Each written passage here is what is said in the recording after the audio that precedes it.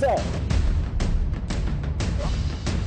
उनके दरबारियों ने कि हम मेंटेनेबिलिटी को चैलेंज नहीं करेंगे, आज कर दिया चैलेंज। झूठ बोलने वाला शख्स आपका लीडर नहीं हो सकता।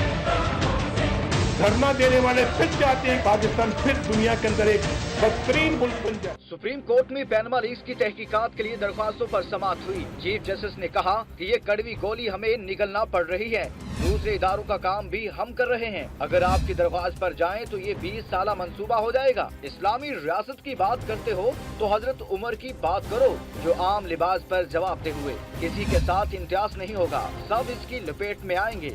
चीफ जस्टिस ने मजीद कहा कि हम जो भी करेंगे उसका बुनियादी दायरा आइन और कानून ही होगा। अदालती कार्रवाई के जरिए किसी का भी इस्तेहकाक मजरू नहीं होगा। अगर किसी जज का नाम आया है तो उसके खिलाफ कार्रवाई का अलग तरीक़ाकार है। मुल्क को इंतशार और बहरान से बचाने के लिए मर्जी से कार्रवाई चलाने दें।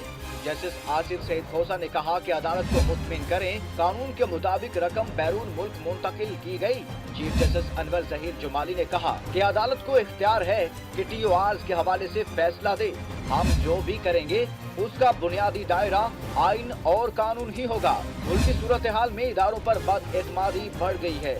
जस्टिस आसिफ सईद खोसा ने कहा कि यूसुफ रजा गिलानी के खिलाफ फैसला दिया, वो फिर भी ओहदे पर बरा जमान रहे।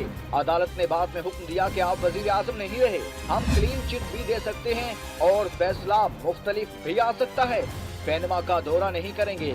वजीर आजम के खिलाफ फैसला आया तो वो ओहदे पर नहीं रहेंगे। चीफ जस्टिस अनवर ज़हीर जुमाली ने कहा कि जायदाद कानून के मुताबिक खरीदी गई तो ठीक है, वरना फरीक अव्वल वजीर आजम को सजा मिलेगी। जस्टिस शेख असमत सईद ने कहा कि हम किसी ट्रक की बत्ती के पीछे लगने वाले नहीं। अदालत ने फ्रीकैन को दस्तावेजात जमा कराने का हुक्म देते हुए केस की समाअत 15 नवंबर तक मुलतवी कर दी।